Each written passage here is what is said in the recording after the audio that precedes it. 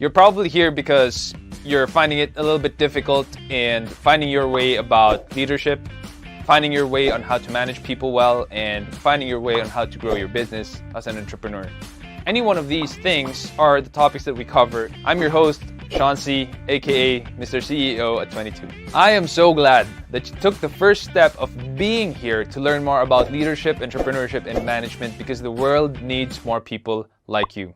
We will help you to invest in yourself because that's something that is worth doing. That is something that is worth learning. If you have questions about entrepreneurship, maybe you're having problems at work or you're having some leadership problems or managing other people, boy, I have news for you.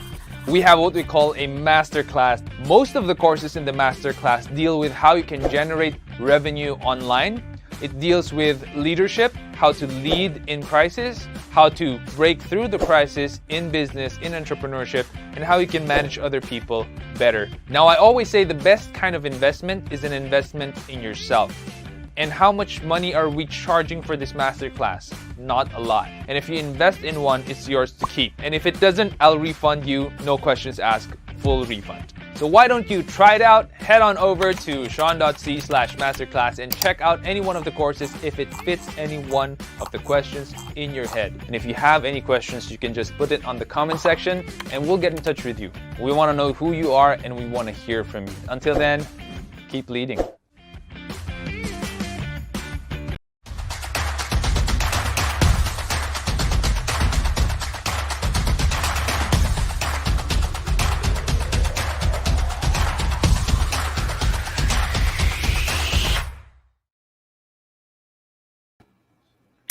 All right.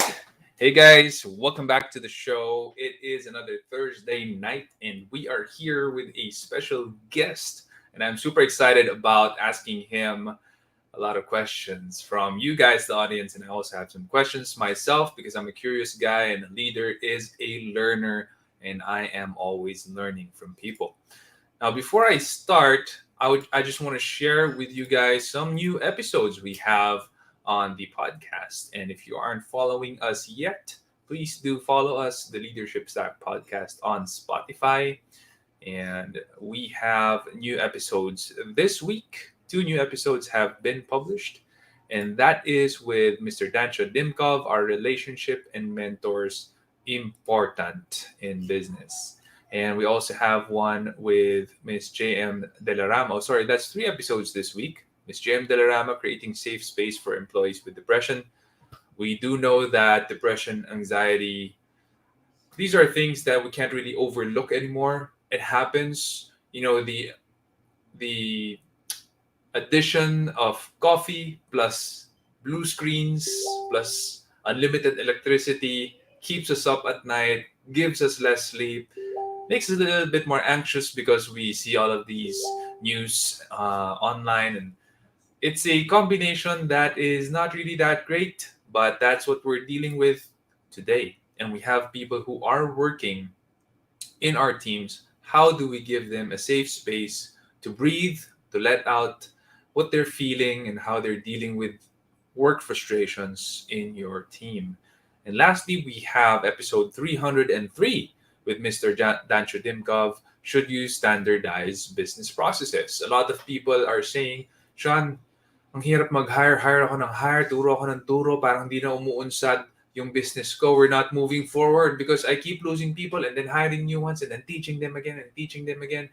How do I finally cut this loop, this rat race? And the answer to that is good business processes. So if you want to learn how to create good business processes and how Dancho Dimkov did it for his business, please do tune in. Most of our episodes are less than 20 minutes long so that you have a lot more time to do the things that are important to you while giving you that nugget of wisdom to jumpstart your day and learn something new and put value in your life and your business.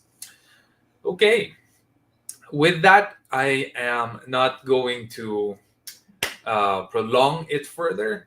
I just want to introduce to you that our guest tonight is Mr. Ven Sio, and he is the COO. Ayan, sabi nga niya, di ba? The COO at 16 of Sanic. You probably know the brand. It's Sanicare. Their products are Sanicare. You can see it in almost all groceries, department stores, SNR. We buy that's the brand we buy here at home, Sanicare. And you probably do buy Sanicare then yourself. And so I want to learn about. There are not a lot of manufacturing businesses here in the Philippines, and especially not in the sanitary industry like them. So I'm sure you will learn a lot, and I will too. Without further ado, Mr. Ven Sio. Hey Hey, Ben, Sean. It's good thanks to for see you being again, here bud. on the show. It's been too long. Been too long, yeah, yeah. Yeah. Every year dati, no, sa Grand Wine. Oh, yeah. We would, our wives and I and our friends would be normally seeing each other during the Grand Wine Yeah, experience, but there hasn't been any. So hasn't been. hopefully soon. Yeah, Yeah, surely around on this the next time. one will be Around this there. time, right? November. Yeah, Yeah. around this time. Yeah. Parang palaging medyo nasa birthday ni Tito Ray yun eh. Somewhere Yeah. November 17. Yeah, around this time, exactly. So, yeah, it's been a while. Yeah. So, yeah, Okay, thanks you for ready having to? me. Thanks for having me in the podcast. It's It's our amazing. honor and pleasure, and we're more excited to have you. Actually, I've been the only talent here. It's too boring na raw. Eh.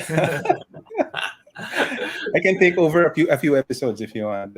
Yun, perfect. Sub. Joke lang.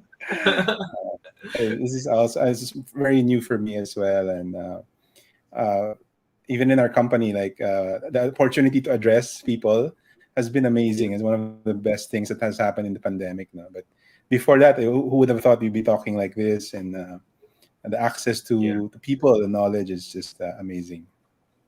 yeah, yeah. That's true. That's true.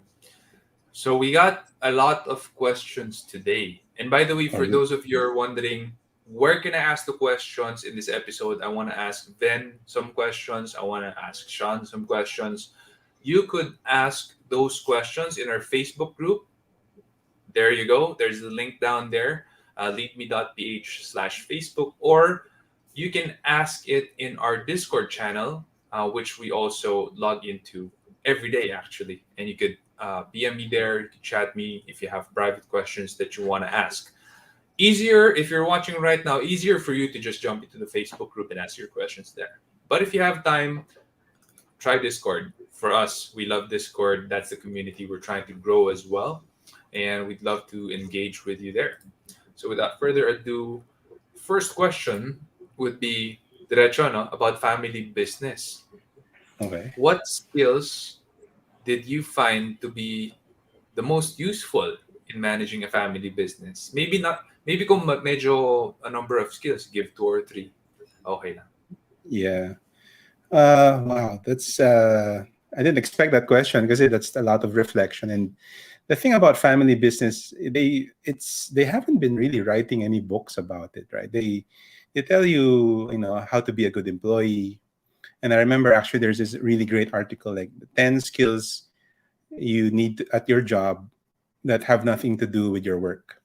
So I was thinking of just now, like what are the 10 skills that a entrepreneur should have that it has nothing to do with business, right? So I would always think the first thing I would probably say when it comes to family business in particular is your ability to manage your relationships. Um, so you have to know your parents, you have to know your siblings and your children in the future. So I had the benefit of having a good example in my parents. So one of the conclusions my sister and I had when it comes to succession planning, in fact, it's actually succession planning is actually good parenting. So one of the things I think that's essential if you're running a family business, it's different if you're just running like with business partners, is that relationship management is really key, and you need to really do a lot of give and take, listening, and also knowing the times that you're going to be able to say your ideas. So I had a good mentor in my father, and he made it easier. It's not easy, but it made it easier. So, but for me, I had to learn how to pick my spots, know my place. So never, leave the ego out the door. I think that's super important. that's going to destroy your business experience, your entrepreneurial experience, if you let that, really affect it. So that's the first thing skill I would probably say if you're really managing a family business. The second skill, I wouldn't say is necessarily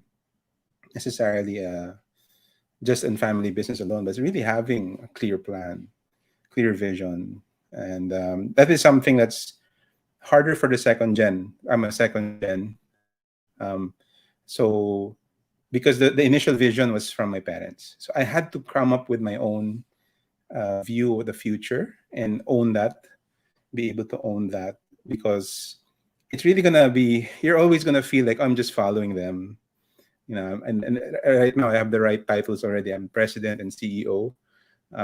So I need to already have that plan in place. I really need to have a view of where we want to go. So those two things, probably in the relationship and the vision, is probably very important. Going back to the idea about second gen, I think when I met you, I introduced myself as a Gen 1.5 owner, not so Yeah. much as a second gen, because the true experience of me owning the business, so to speak, uh, was really about identifying myself as a founder as well, especially for me because I kind of started with a business almost immediately. So I joined in the fifth year of the business. So right after college, I jumped in.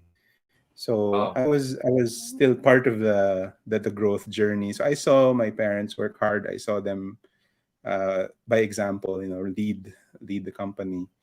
And then when they turned over the reins to me as president, and just last year as CEO, I really had to have a good plan already. And it wasn't an excuse anymore that, oh, your parents are leading the way. Because they've turned it to, I became president relatively early on. I mean, like it's my 10th year already. So I've had to develop that vision. And then that's where your siblings will also follow you if they know you are heading them somewhere. It's not something you take for granted. So those are the things we I think is important. Dang. So 10 years ka pa lang na CEO, no? So fresh out of college, so 30 ka pa lang. That's the wrong. No, I was COO for a long time, diba? So we joke like a COO shadow owner. So no, I actually Yeah. started from the bottom. I started as a management trainee, but Wow. 2 months or 3 months into the business, there was an opportunity for me to go to Davao and start the branches. So we only had one office before in Taguig. So we had one machine. We have one toilet paper machine. We would have just a couple of brands, Sanitary and tissue. And then my dad didn't really have a vision for going nationwide. So when there was an opportunity to open up Davao, I went there as branch manager. So that was like my startup experience. Then we made my way up the top and made my way up to took a few years then to for me to be president. So it was good because I was able to observe my father up close as well. So it was a good experience. Oh, so I have a question. This is from me, no. Mamaya na kayo, guys. Sorry. Pero I'm very interested in knowing this because someday, I might just also deal with my kids. Maybe they wanna go in the family business as well, which is SEO hacker.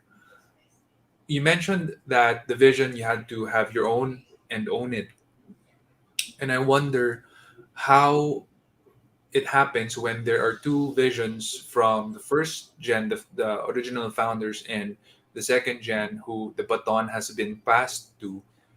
How does the vision morph, transform, collide, or is there an osmosis where you got parts of it from your parents, and from there you formulated your own? How did it happen, and what was the effect? Yeah. So actually, what my parents have always been collaborative. That's the thing, and I didn't have to butt heads with them as much because I knew also I had to learn to pick my spots. Like when do you want to mention a project you want to do, and I think that the idea is that really just having a lot of communication. So and a lot of respect as well. Like one of the things we never do, and nobody has ever seen this, is us disagreeing in public. Nobody has ever seen that. So there's a lot of respect built up. So even if we are fighting or disagreeing, or um, behind closed doors, so that's always been. So there's a lot of conversation, and then I'm always surprised by the amount of. I have a lot of friends who are also entrepreneurs in second gen, third gen, and then the amount of conversation they have with their parents, I think, correlates to the amount of buy-in they have into the vision of the company. And so when the time comes that the founder is saying, "Okay, president, what do you want to do?" Right? So it's easier to say, "I want to do this," because it's generally a continuation of a few things that they're doing, and then you're also seeing changes happening. So it's really a lot of conversation. So as I mentioned, also, like, it's great, it's parenting. So you can't really lead your kids if you're not talking with them and Yeah. giving them the guidance. But that's also the thing about me, is I was never forced into the business. I wanted in. So Wow. that's probably the first thing, right? Because not everybody wants to join their parents' businesses. So, but Yeah. for me, it was very interesting. I gave up other job offers and important training opportunities for it, and I don't really regret it at all. Yeah. But yeah, I think it's really that you can't force them, and it's we have a family constitution now that also says that if the kids don't want it, no, or the grandkids, or in that case, like, they don't have to. So it's hard to. It would be great if they did, right? And there's Yeah. other things you can do, right? So the reason became interested in my parents' business actually is the way I saw them, the way they were working together, because I've never seen them work together like that before. It's like, two of my favorite people working together, and you could see the passion, and and also the economics of the business at that time is super amazing for us. So it was really a good opportunity. So there's a lot of things that I think a parent can do to really give Yeah. generate interest in their kids. So you probably saw your parents working happily together, no? Hindi sila masyado nag-disagree, may conflict. No, they don't. They don't do that much. So same way, they if they do disagree, you wouldn't know. I personally have never seen my parents really fight. I knew they were nagtatampuhan, they were, Yeah. but you don't really see them like throwing or arguing. Never. It's really the level of respect they have for each other, which really set the tone for not just the business, right, but also my marriage. So, Yeah. um, yeah. So Wow. That's a good example. That me, yeah. I should practice that. Thankfully, hindi ko pinag-away niya ako about business sa harap ng kids. But yeah, Yeah. so for those of you who don't know, Apple and I, my wife, we work together. Then she's the GM, and she handles our accounts and our finances. So galing. So Yeah. you how your parents showed that example to you, inspired you not just in your marriage, but inspired you to want to go into the family business. Yeah. That's very very good insight. It's very good Sure. insight. Yeah. You have a question here from the audience. Did work spill over into your personal life with your family? I guess with your parental family and you, or did you have strict boundaries between work and home life? No, no, it's pretty much anytime, all the time. Especially when I was still living with my parents. So Yeah. it was like every meal is a board meeting. But Yeah. it's like we joke about it, but that's your personalized mentorship and training. So the way I think, if there's any second gens out there listening, you have to. I miss it sometimes, especially now. Um, but it's really something we take for granted, unfortunately, but it's there. And but there's we all my parents are also cool in saying, like, okay, tama na, like, enough business, right? So Yeah. but yeah, no, it's pretty much anytime, all the time. So Yeah. And you will miss it. I guarantee you that. So especially now for me, I don't see them often. So yeah, Yeah. I think I had a question something like this before, and um, I told the person that it's actually a blessing to be able to work with family if you work well with them, because before the industrial age, it's a lot of people were farmers, the money, and yeah, farming is a family kind of work where yeah, the father has a role, the mom has a role, the kids have roles, and the family works together, and that makes for a stronger family actually, unlike yeah, what we see today where kids go out, they have their own place, go on to whatever, they go abroad, and the family just it's not as strong as we'd like it to be. So being able to work as a family, even in more modern businesses, more modern than farming at least, will make for a stronger family. You just gotta have rules, Sometimes you yeah, gotta know when enough is enough. Kagaya nga ng sabi ni Ben, his parents are cool enough to know when they gotta stop. If it's dessert, we gotta stop, right? yeah. And the thing about working with families is that if your business survives long enough to be a multi-generational business, you're gonna need that personal touch. You're gonna need a lot of that conversations, and it's gonna go beyond the business always. So because right now for us, for example, in our company, we now have family corporation, we have a family constitution. We're now looking at the third generation. These are still conversations that if we were not really used to talking to each other, we're gonna have a hard time uh, managing these issues because they may not be business issues anymore. It might not be a production issue, collections, or whatever.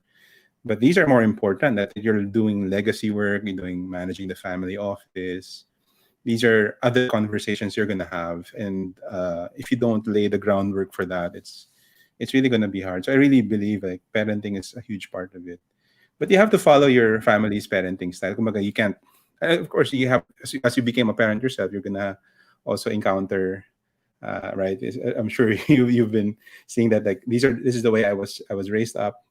Now you can Yeah, consciously say like I want to follow that, or no, I'm gonna go a yeah, different path. So, but yeah, just staying true to that, but know that has consequences as well. So yeah, for sure, for sure. Kidding. By the way, Nino, just want to do some shout outs. Nino, thanks for being here. Where can you get the shirt? We actually have it in the leadership staff shop. So you probably saw I'm wearing it. Yeah, I wear it almost every time. So this one says, I'm an entrepreneur, value over profit. There you nice. go. So I'm just going to show that real quick. We got the Chrome tab. I'm just gonna show the window. There you go. Sorry, non tabs, guys. And this is the leadership staff website. I don't know who this guy is. Shop. There you go. There's the shop, and you can get the shirts here. These are all the best quality shirts. I mean, with the materials that I asked the producer to use, I asked him to use the best one. And in terms of the printing, we also use the best one. I'm not a printer, so I'm not the expert, but something silk screen, what I forgot, but it's the best quality one. So it's actually pretty expensive to produce, but we didn't want to make it too pricey also. So it's 600 pesos, small, medium, XL, and we're giving it away actually. So every week we're targeting every week, except for the holidays, of course, because we're gonna go on holidays. But we're targeting every week to give one shirt away. So this week, actually today, we're gonna give the link here, the raffle link. We're gonna send it here. So tune into that. Oh, there you go. That's the raffle link. You can join now, right now, and we're gonna close the draws next Thursday. So the next Friday we're gonna award it. We're gonna award the winners next Friday. The winner, sorry, just one winner per week. We're gonna award it next Friday. There you go. Thanks for that, Nino. I was gonna share that a little later, but you asked the question, so I went ahead and said that. Miss Alonita, thanks for being here. Kudos. Ayan, for this broad chance Sio and Ven Sio. Talagang kompleto yung pangalan namin. Thank you. And thanks for tuning in from LinkedIn. Love it. Ron, thanks again for being here tonight. And you have a question. Question for a guest. That's you, Ven. How do you deal if you do deal with self-entitled family members who thinks they can handle the business better than you and would claim that they should have bigger stake in, I guess, bigger share. Yeah. Yeah. I'm fortunate that I haven't had to deal with this, but I have plenty of friends who do.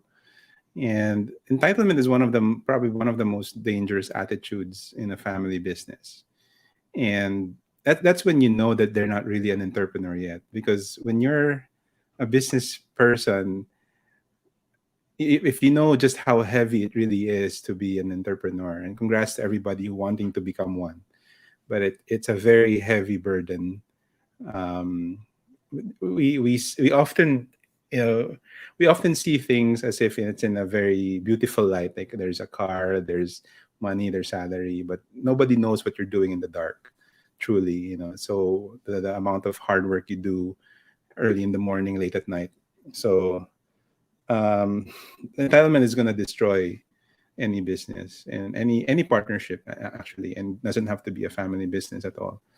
So this is one of those things that we need self-awareness on. So there are exercises you can take in terms of like increasing. There's a Johari window, right? It's like the self-awareness you need to have, like, and then there also may be things that truly the family doesn't see in you that you want them to know. So that is a good exercise. That's a practical psychological exercise, Johari window. Look it up, and I would suggest that you find a good coach to run you through that, so that there's truly some grounded reality into your claims. Because you might be right. The person who is asking for more might be right, and it's just that maybe you don't know what you're asking for. I hope you know what you're really asking for, because like in our business, like if you're asking for more work, there's a lot of work. So go be entitled to that. But that's really not understanding the full burden. And sometimes it's us who's not really telling the full story. Like if you have a brother or sister or a sibling or a child who wants more, and they think they can do it, maybe they can, but maybe they also don't know the real cost of that until you've really shown that what it feels like, what it really, how difficult it is. So yeah, so there, the Johari window is like, these are self-awareness, so, and I think that's a practical tool you can consider. Because again, have conversations, because you're gonna need it. The relationship management is gonna need it. And but if they're just maybe asking for more money or anything, maybe it's just simpler to just give it to them. But sometimes giving power, authority might be more difficult to give away. Yeah, um, for sure. Oh yeah, man, but yeah, that's tricky, no? That's tricky. I guess one of the trickiest things when you're working with family, because it's so hard to say no to them or to damage the relationship. yeah, And I back this up, the Johari window. This is very good stuff. There's a lot of exercises also that are online on how you could uncover these things. And we all have blind spots, all of us. yeah, And then knowing your own blind spots, and um, allowing the people you work directly with, especially if they're family members, to also know theirs, yeah, that's gonna do a lot of good. A lot yeah, of good.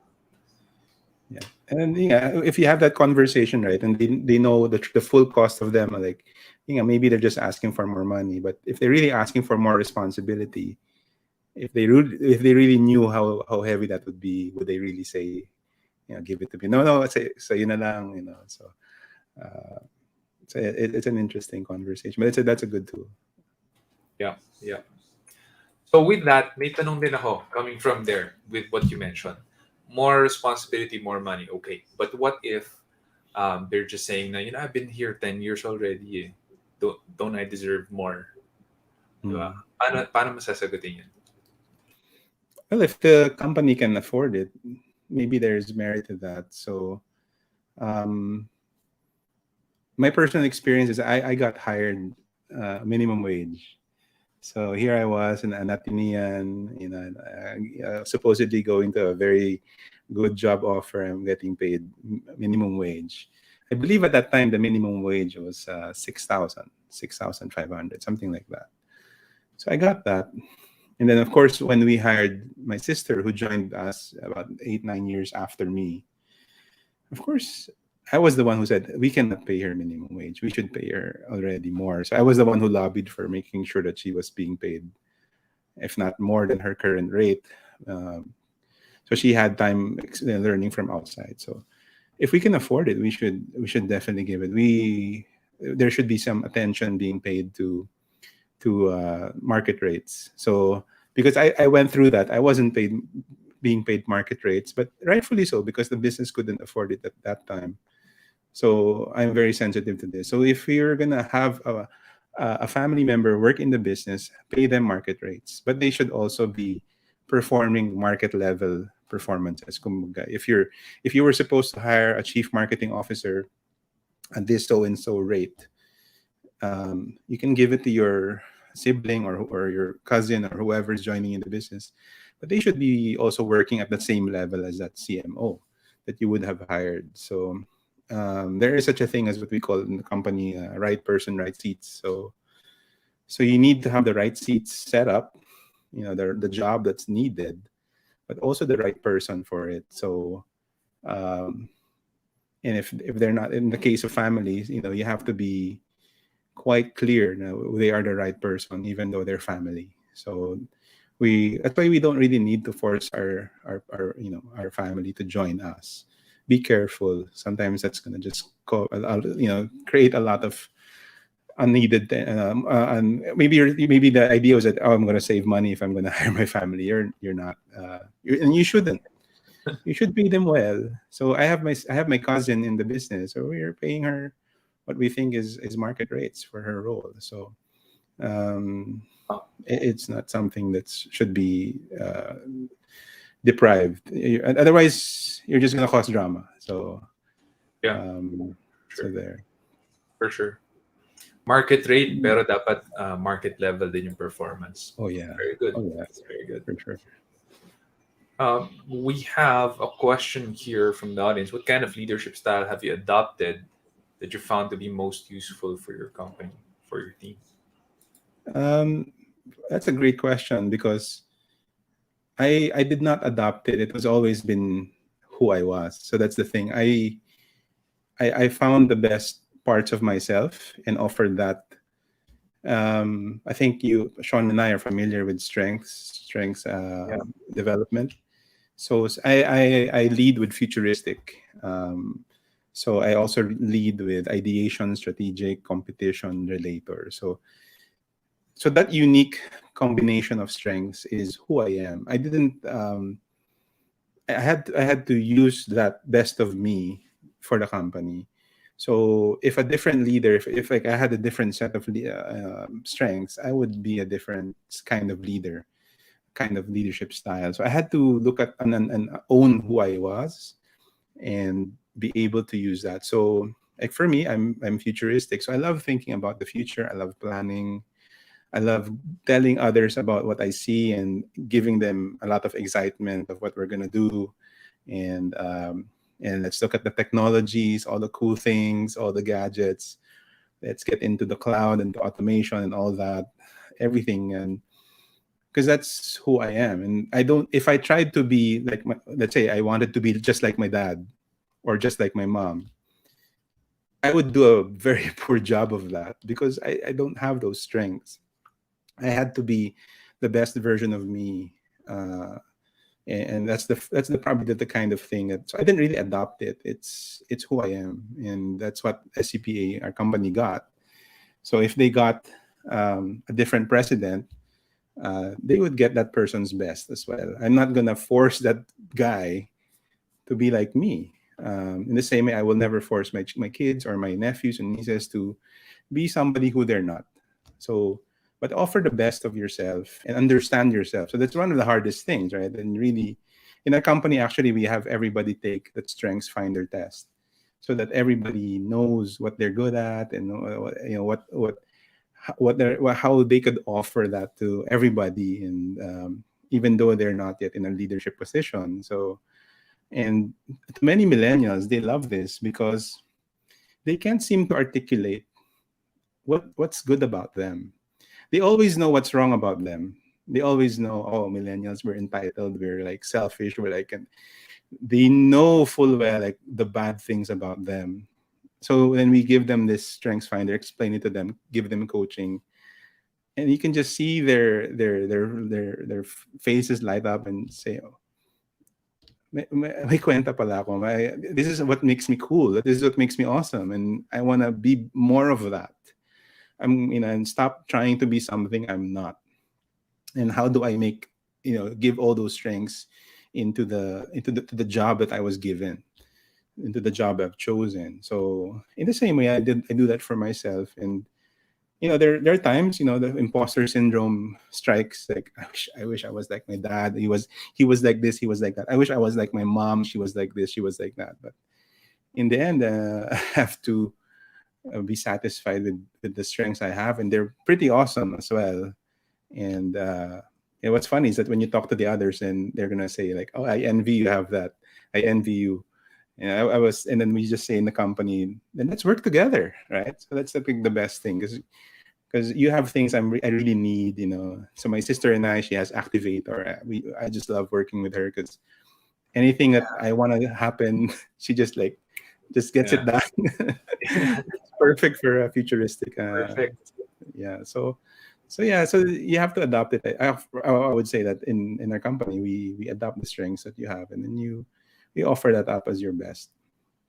Yeah, for those of you tuning in and you're not familiar with Strengths Finder, just look it up online. Gallup Strengths Finder 2.0. Very powerful stuff. At SEO Hacker, we also use that. So all of our regular team members, we unlock their top 5 strengths, and we use that to see who they are, profile them, and see if they're at the right seat at the bus in our company, and how we can utilize their strengths as well. So very good stuff, and we all have strengths. These are things that we love doing, we look forward to doing, and we are really good at. And if we focus on using our strengths in our life, not just at work but in our family, how we lead our kids, our how we deal with our parents, our siblings, I think that overall we will have a better quality of life and Yeah, better temperament as well. yeah, that's so All true. right, are there challenges specific to working in the hygiene segment of our market? Wow. Wow. It's not the answer you will think. I mean, the problem with our product, the hygiene market, particularly in our particular product line, is it's so bulky. So shipping in the Philippines is so expensive. Sean, for me to send a container of products to Davao is the same cost of Manila to LA. So for you to ship Wow. like your rolls, so it's very expensive because it's very bulky. It's full of air, right? Toilet paper. Yeah. So sending it to there, it's so expensive. So actually, the real difficulty in our business is logistics, and I would say that's a difficulty for many businesses now, especially now with last mile and all that. So that was the interesting insight we had in running our business. So we were joking, and probably it's really true. Like, we're not in the toilet paper business; we're in the logistics business. So because sending it to SM, sending it to Robinsons, and making sure that we have this fill rate, this service level rate that we have to be really high. You want, if they ask for 10,000 rolls, you better deliver 10,000 rolls, and there's like a metric for that. So I'm proud to say that my team has been really kicking butt there. So they've been winning the awards in these retailers. Wow. But it's like a monumental effort. We people don't, and we also now have 7 factories nationwide. So Wow. Galing. what used to be sales offices only, we had to build localized factories. So we if it's in Cebu, it's made in Cebu. If you're in Dagupan, it's made in Dagupan and North Luzon. So we're now local in 24 offices and 7 factories nationwide. So because of this, because of the logistics problem in the hygiene market. So Yeah. yeah, so the other probably challenge in the hygiene market is really the Filipinos. Filipinos love the tabo. They don't like toilet paper as much. So there's actually less than half of all of you are using toilet paper. Most of you are using tabo. So that's our true competitor. So we do have competitors in our segment, but the greater competitor is Orocan, and their tabo. So maybe I should invest some money in Orocan or something, but because it's a luxury product in the Philippines. But we do Yeah. have new products. We've diversified with trash bags, cottons, and wet wipes. Wet wipes has done very well in the Philippines because a lot of women particularly are just so they have a thing for cleanliness. So Yeah. we like to be mabango, we like to be clean. So wet wipes has been a great growth driver for us. But it's all the same problem, logistics. So getting it to the customers, so it's the challenge. Yeah. Galing. Galing. Wow. Parokan pala, no? Who would have known? I mean, we're an island country. We got so much water going around. I guess Yeah, that's probably why. Plus, of course, the economic challenges. But yeah, yeah. amazing. Really good stuff.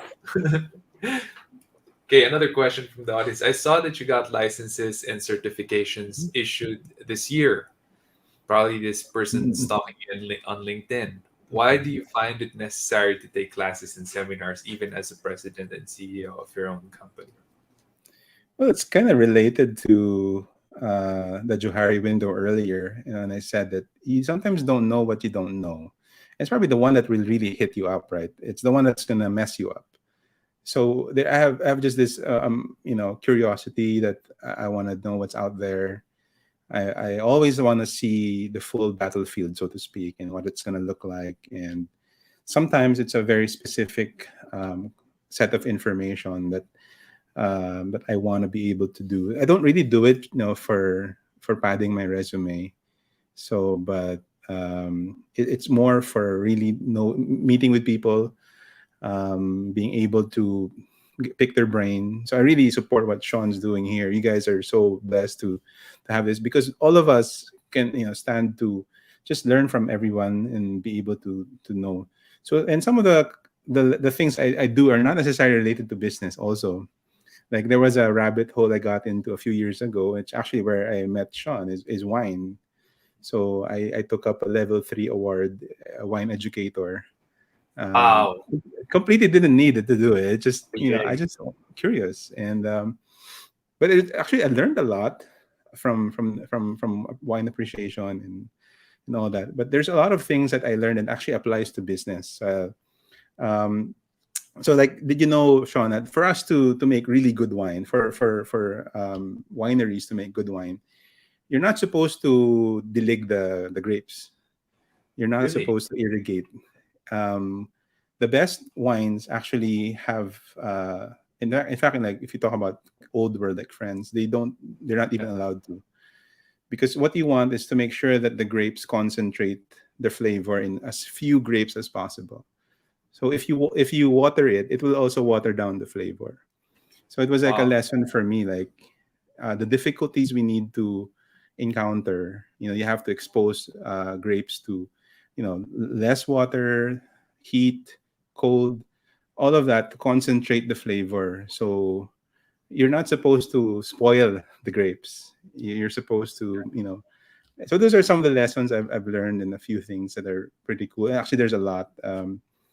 In just in a seemingly random life skill, Yeah. but you never know sometimes what you learn and appreciate. And so the best grapes come from the most difficult uh, areas in the world, the most extreme heat, extreme cold, no water, and that's why they are so flavorful. So that's Wow. something like that. So you learn a few things like that's not really related to business but life. The more technical ones I learned recently is actually I took up a course in blockchain. Uh, because it just Ah, seemed to be like the next wave. And so I was so that was a few months ago, and I actually got in our company we have study groups. So I created a blockchain study group. So we bought Axie, we bought we were thinking about implementing NFTs. yeah, We were investing in yields and yield farming, and so we were doing a lot of these things. We were applying it more out of curiosity. Like we don't know. I mean, is the company yeah, even going to get into blockchain? I don't know. So we yeah, might, but it's just good to know and to participate in it and be able to understand what's coming down the pipeline. mm, So it yeah, was fortunate we were able to do that because at that time everybody everything's the prices were very low. So yeah. um so there. Next week, I think, then we're gonna have here a guest, and very exciting because this guy, he's a Filipino, but he's based in Hong Kong, and they're building the next Axie. Ooh, Well, it's not like Axie na parang Pokemon style game. right. It's a space game, Okay. and it's also play to earn. I'm not gonna give too much info, but there's a lot of value Nice. next week. Um, but yeah, That Axie grew like 106,000 106,000%. yes. Yeah. Yeah. So that's like 10,600 x multiplier. So like Yeah. if you invested 1 million, it's 1 billion already, something like that, or I think a bit more. 10,000x is crazy. Um, Yeah. so this one is very exciting. They're gonna be launching their token this December, and looks like they're gonna be launching an early version of the game next year. Ooh, okay. We're gonna have the co-founder here as a guest next week, and Amazing. we're gonna ask him Oh yeah, questions. you guys need to watch out for that. I'm definitely gonna watch out for it because this is a new model, right? Play to earn is like we haven't seen that model. Like we know Yeah, other models like for gamers, right? You would know that yeah, but this is like a different, and it's amazing that it's here that you're gonna have them around. Yeah. yeah. And personally, I invested there a little bit, and we're Which looking one, at Axie or actually. the No, newer no. one? Well, actually, I invested through scholarship, but not. Yeah. It's not me. I'm not managing it. I invested through a friend. We Yeah. all know who he is. Ah, okay. um, That but guy. also, yayaan eh, alam mo yun, yayaan eh. But the guest we're gonna have next week, I invested there as well a little bit, and I Okay. heard that there was a game just just this week that launched na parang passive game. May mga passive game eh, yung parang mag-AFK ka lang away from Mm-mm. keyboard and Yeah. maglalaro na siya. Tapos play to earn. So medyo crazy. When they launched the idea, 175x. Oh wow. Crazy. Like if you invested 1 million, it's like 175 million. Yeah. Idea. It's an idea. It's not even out yet. The game's not yet out. So that's how crazy the crypto market is. And Yes. yeah, look into that, bro. Kasi Yeah, ako for personally, I sure. invested. You might want to also check Yeah. it. This is a rabbit hole we're gonna end up talking. We have to loop in Mr. MG here, para Yeah, we can yeah, weigh in because there's so much to learn in that space. Like it's every day there's something new. yeah. So yeah, that has been consuming my personal life as well. So Well, um, it's a good area to invest your life in right now. There's just right now, 60,000 wallets today. Imagine like millions of yes. people, 60,000 lang yung wallets. Yeah. Crazy. And that's why I think that kind of answers why I'm doing a lot of these, curious things, like because you don't know what you're missing, you don't know what you don't know, and you don't want Yeah, to miss it. And you have these friends. I have friends of mine who bought Bitcoin at like it's $100 now or something. Like now you yeah, have to buy it for 60,000 or something. yeah. Almost 60K now. Yeah, crazy. So I don't want to make that mistake again of missing these things. So we always being curious is always a good thing. Yeah, true that.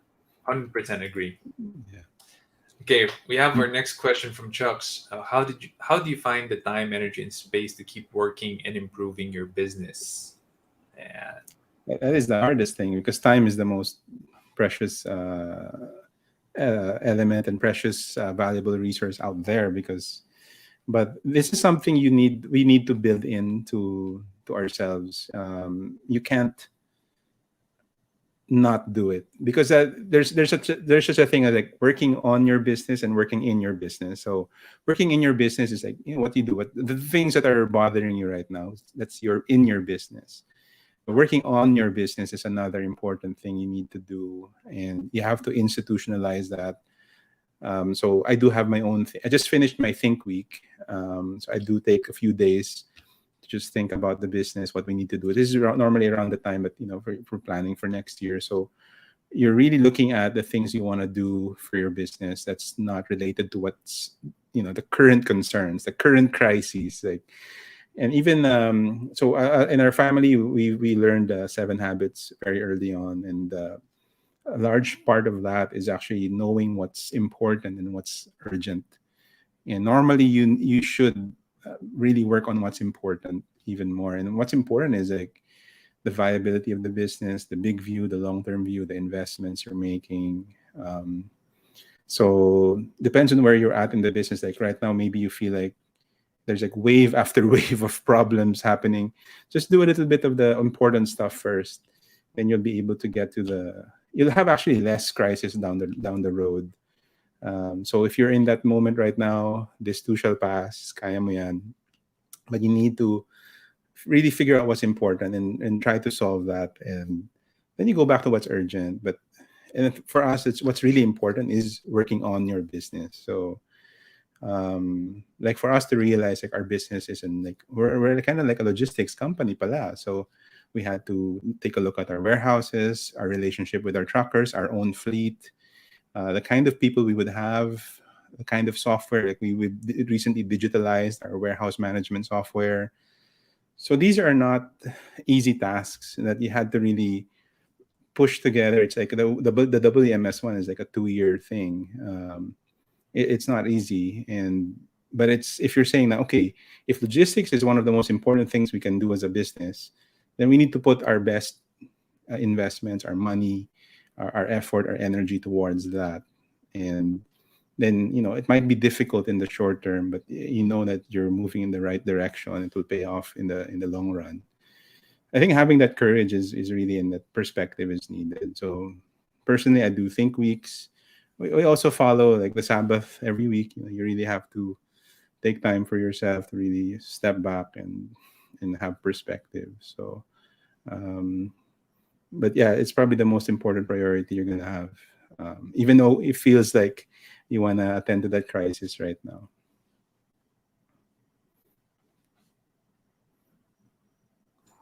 What does I'm curious about that think week, Ben, because Yeah. like there are days that I would schedule vacations for me and my family. We go out camping, but I wouldn't say that it's like a planned think week for me. Like it's a family vacation, and if I'm able to think about business, sure. But if not, then it's okay, or nothing really changes. Mhm. So, but you mentioned think week, which sounds to me like you're really taking that time off to have a planned Yeah. um, session with Yeah. yourself or with a couple of people who are important for running the business, and you're just thinking about what is possible. So how what does that entail? What does it look like? Actually, the Think Week, I've been doing it for about 6 years now. Wish I did it earlier. And it's just me. I don't even bring in anyone. It's just me and my notebook and my note and my some of my laptop. And so I have a few things I want to make sure that I got done. Like what conversations, what relationships need improvement, in the business and outside on the business as well. So relationships, and then strategy. So some of the things that I'm reviewing, like, am I headed the right direction, or am I leading the company in the and being very honest about it, like what's not working, what's working. And then the last one is really my own developmental plan. So I think about like what do I need to know, like maybe come up with my book list for next year. So I read a lot. I try to read. This year I'm only going for 36 books, but next year I want to go Wow. back to one book a week.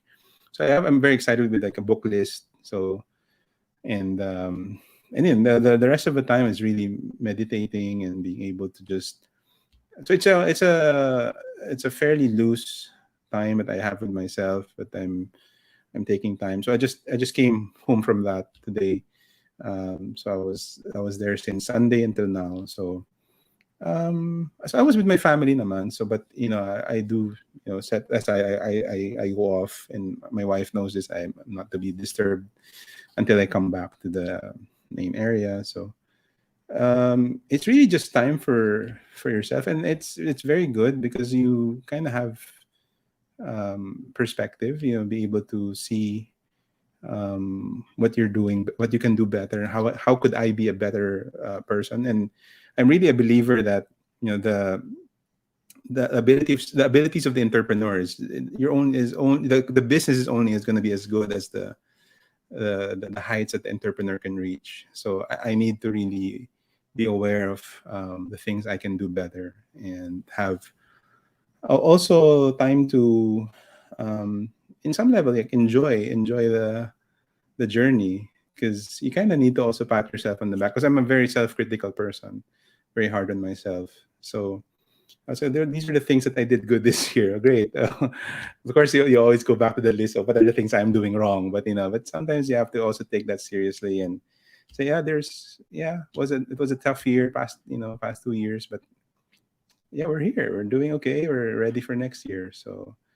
Um, so I think that's important. That clearing up all the garbage, like that emptying your recycling bin, or in your case, maybe clicking off all those tabs Yeah. and giving your RAM a rest, and Yeah. then it's like that for my brain. So like it's like that, and then resetting the computer, and then okay, I'm ready for more. So I do that twice a year if I can. Twice a year. Um, yeah. So and we have a version for that for our marriage as well. Wow, it's amazing. Yes, so I do have some questions that stems from that, but before that, there's a shout out here to Mark John. You really don't know what you don't know. Quoting Ven there. Thank you, Sir Sean and Sir Ben, for sharing these knowledge. And we really love that you're here. Please do help us by sharing. If we provided value for you here now, please do help us out by sharing this episode with family, friends who you think can learn from this. We really appreciate and love it whenever this value goes out to more people. So, with the Think Week, maybe these are the questions that some people who are tuned in are also asking right now, who are entrepreneurs. How can I take those weeks off and not expect my business to burn or to smoke's happening, right? So Yeah. I'm an entrepreneur. I'm 10 years in the business. I feel like if I take 4 days, 5 days off, the chances of smoke happening is not so small. Not so It's Yeah. a lot smaller than when I was starting out, but still Yeah. not so small. So how do you take off and think deeply, not trying to worry about may mangyari sa business, Yeah. what, I'm gone, my team, and so on. Yeah. Yeah, so I would probably, if I was in that same situation, and I didn't do a think week initially, I only did a half. The first time I did it, I only did it a half day in my office. I just said nobody. I'm not taking any meetings, no calls, and everything like that. So it started from there, and I would love to actually take a full week. I haven't gotten the full think week yet, so I understand the feeling coming from all the entrepreneurs. So I started with half a day, and then business is still here. It's not burning down. So okay, maybe next year I do a day and overnight, and so yeah, and then it's really just trusting your team. And of course, my team has also evolved so much in the past 5 years that it's really allowed me to be focused more on the business than in the business. So a lot of the development in our business has been actually in the human side. So we've been investing a lot in trainings, investing a lot in leadership tracks. So we're building the capability for the business to run itself, and that's where I wanted to go anyway. We wanted to professionalize the family business. We turned 25 this year, no, so there's a certain element of, hey, we shouldn't be worried about that anymore. We should now be our people should be good enough to like manage the things. So we're in that level already, but I completely understand like the initial feeling. So go ahead and start like 2 hours one day, or several half days, like just taking a look at it, and just turning off the lights in your office and saying that nobody disturbs me. And then from there, the trust, you'll be surprised, your trust in your team will also grow. And for me, like, I take so much value out of it, that like, that half day was like the best thing I've done in the past 6 months of that year. Because when I did that, okay, I had a bit of a plan of what I wanted to do and work on myself, and what books should I be reading, what knowledge is lacking. So out of that, we were able to do a lot of the HR stuff we wanted to do, data science, AI, algorithms, even the blockchain thing. So these are the things that come out of that idea. So next year, like, there's some pretty big topics that's coming up, like ESG, very difficult topics that was on my list from this week. And I also actually get the help of my team. Like, they help me with smoking out issues. So these are the things I carry with me into the Think Week, the things that I need to work on. We need to work on. So they were like part of the process. They didn't know it, but they were part of the process of smoking out the issues. Yeah, yeah, that's good. I should, there's something. I love how you said that you started with just 6 hours. Makes it so doable for a lot of us here. 6 hours. Yeah, let's start there, and then abot din tayong 1 week, guys. Abot din tayo. I haven't reached that either. So, but yeah, it's just can almost guarantee it. TM, guarantee that it's gonna be you're not gonna regret it. You're gonna say it's because you're working on the business. You are still working, but it's not. You're not not putting out fires. So Yeah, for sure. We got a question from Pam. What is your biggest challenge during this time of pandemic? And we're down to our last few questions. I know sure. it's already 9, and down to our last few questions. I just want to make sure that we are able to brush through with everyone. So, what's the biggest challenge during the pandemic for you? Um, I have two answers. One is like the business challenge, and then one is more of a working challenge. So the business challenge was really logistics, and because on top of the pandemic, probably because of the pandemic, logistics became very difficult for everybody. It wasn't just us. Everybody's feeling it. That's why some of your favorite stuff in the supermarkets are out of stock. Some of the stuff you've been ordering from abroad, Lazada or whatever, your 1111 haul, they haven't arrived. It's a logistics problem. Everybody's experiencing it. It's causing costs to go up, and that's by far the biggest business problem.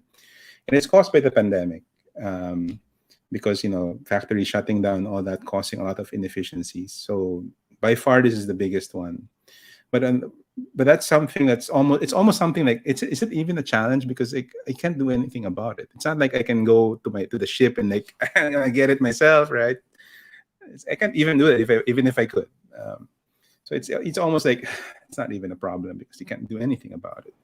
Yeah. But the other problem I would probably say is that the stark reality of um, the needs of we've been so shaken by the pandemic. The overall needs, understanding the needs of your employees has been uh, more difficult to manage. Like, nobody really was talking masyado about emotional health, mental health, until I myself went through the same concerns as in my own way. Like, um,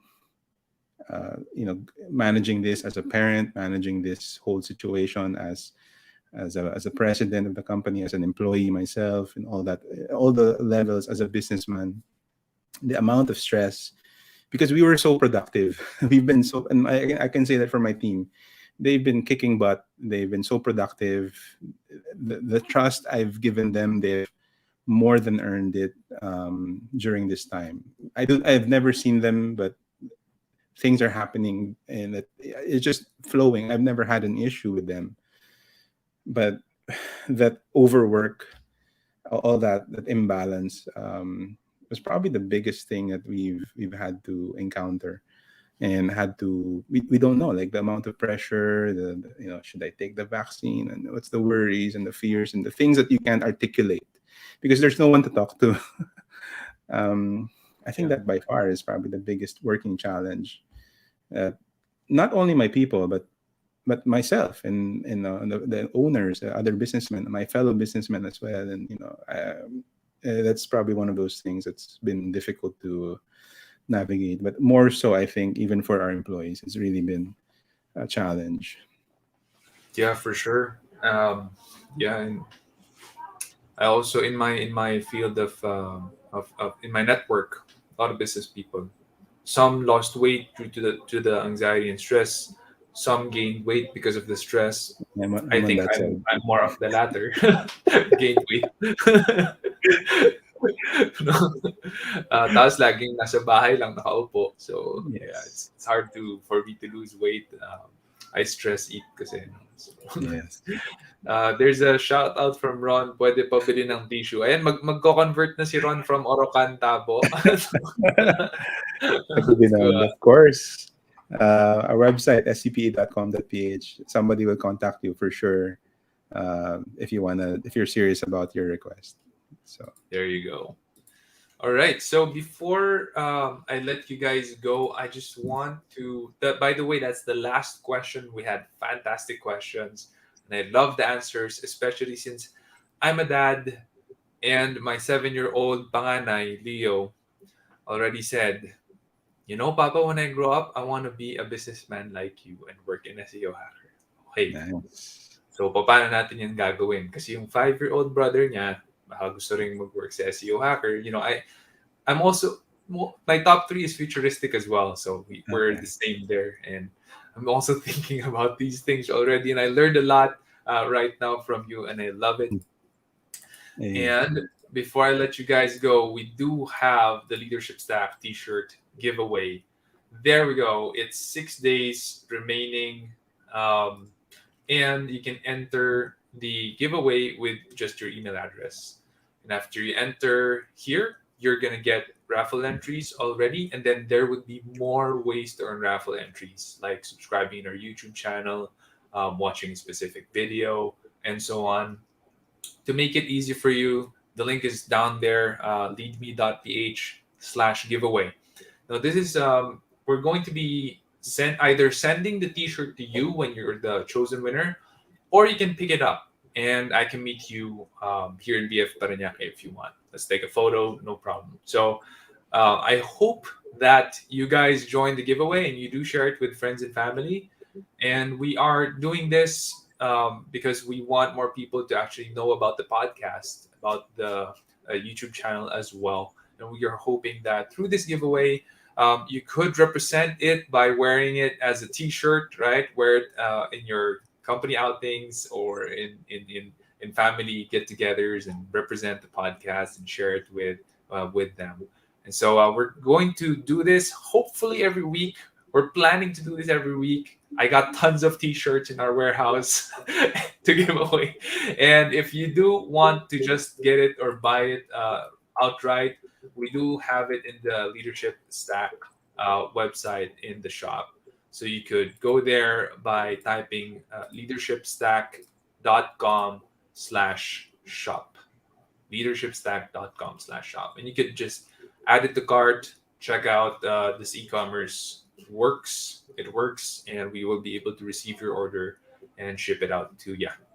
And that helps supports the show, right? So we haven't made anything from the podcast, but we do still want to do it because it is a work of love, and hopefully our country gets more leaders, or we're able to build up more leaders here who are willing to serve others selflessly. That's the vision. yeah. That's Then amazing, Sean. thank you so Yeah, much for being here. And before we leave and we let our audience go, maybe one, we both mentioned about dealing with the stress, the anxiety. Maybe what would be your encouragement to those listening in here, and when they're in the same boat, business is yeah, tough, or hindi sila naka-recover, or maybe nagsara yung business nila. What would be an encouragement that you want to tell them? yeah. That's a great question for us in our business. This is not the first crisis, we've been looking at our history, and Asian crisis. We had one time in my first year as president, the company burnt down. So, and we looked through it all, and it has always been our faith in God that has helped us. And there was an important question that we asked ourselves early on in the pandemic, and the question was, how can this pandemic be the best thing that has happened to us? Because when we look back in that fire, that when in my first year as a president, when we look at that fire, and all the great things that have happened since then, we were able to transfer to the cloud, we were able to add more technologies, we've been able to, it woke all of us, the owners were all woken up, we were able to really just innovate and create such beautiful changes in the business, professionalize it, got, bulked up our HR team, created data science team, product development team. So we were able to create so many changes because of that fire. So ask yourself, whatever difficulty you're handling, going through, how can this be the best thing that has ever happened to me? And of course, I want to encourage everyone to really, the faith in God, because the track record he has in our business has been amazing. But there's also work to be done that you yourself has been put in this world to do. And that could be figuring out, how can this be the best thing that has happened to me? This bad thing, how can it be the best thing? And I think you'll be surprised that these are the stories that you're going to remember. You're going to tell your kids about, about the fire, about the Asian crisis, about the pandemic. And then you'll have some story that you can share to them. It's also going to encourage them that good things can happen out of bad things. Galing. Parang nga yung analogy na shinare mo kanina, no? It's actually in conditions that are quite extreme and difficult for the grapes that produces the most flavorful ones worthy of becoming the best wines. Of course, so, yeah. Galing. None of galing, those none of those wines who won awards and are recognized grew in favorable circumstances. They were all in difficult, strenuous, difficult situations. So they had to struggle to get that most flavor out of the grapes, because it was hard. And if it was easy, they would have no character at all. Yeah. Galing. And we're at that kind of situation. And hopefully, we're almost seeing the light at the end of the tunnel. Hopefully. Kasi the die down na yung new cases. If it plateaus next year, then maybe we'll see the market open finally. So, God willing, we'll pray for that. Just want to thank you guys for tuning in. You guys are still here, a lot of you, and we appreciate you. We love you, and we do this for you. And we do this every Thursday night, 8 p.m. And again, we are looking forward to next week, where we are interviewing the co-founder of one of the games who are looking to be the next Axie Infinity Next 2.0, big thing. something like that. It's a pretty big Exciting. deal. It's a pretty big deal. Exciting, man. Yeah, I'm excited for that. And I'll definitely ping you about it when we're going to have the episode. Yeah. So, Sean, thanks for having me. Yeah, well, You're, it's my pleasure, and we're honored to have you here. I think Marvin might jump in next week as well during that Oh, AMA. Yeah, so amazing. we'll market it out, definitely. We'll Yeah. announce it. Okay. All right, guys, thank you so much, and I'll see you next week. Take care, and God bless.